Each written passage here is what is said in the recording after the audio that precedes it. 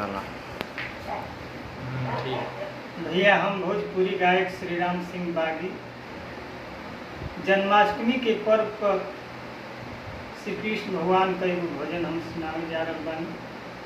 सारा हमारा भोजपुरिया समाज श्रोता के श्री राम सिंह बागी के तरफ से प्रणाम बा। आई भजन सुने।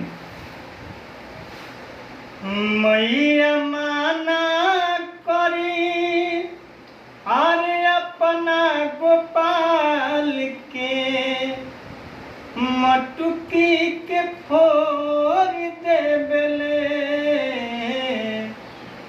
मैया माना करी कुंवर कन्हैया के मटुकी के फोर देबले।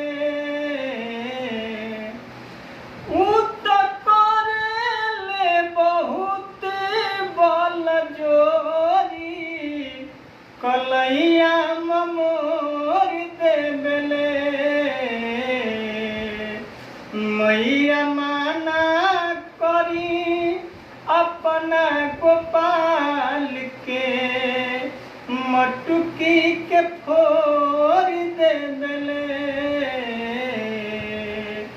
मैया माना करी कुंवर कन्हैया के मटुकी के फोर देबले। बड़ा उत्पाती तुहर लाल माई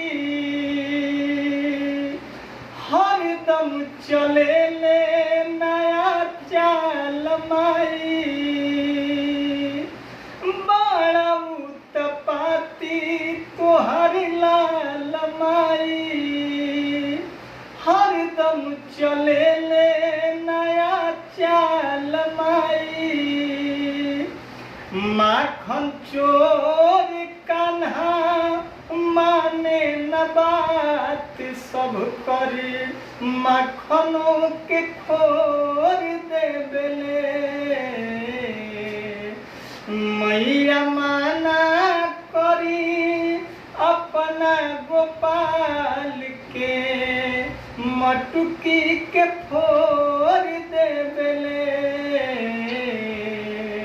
मैया माना करी कुंवर कन्हैया के मटुकी के फोर देबले।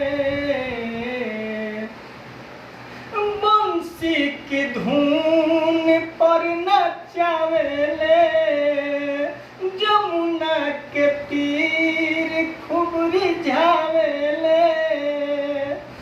बंसी के धुन पर सतावेले जमुना के तीर खूब रिझावेले। ना नहाए देले सखिया सहेली सब कर सड़िया बटोर देबले। मैया माना करी अपना गोपाल के मटुकी के फोर देबले। कृष्ण को शरारती बहुत प्यारा गाँव भर के हमें दुलारा।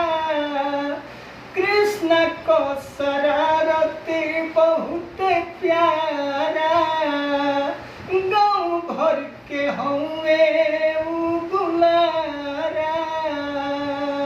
वकील बागी श्री राम गावे भजन कर हथवा के जोड़ लेबले।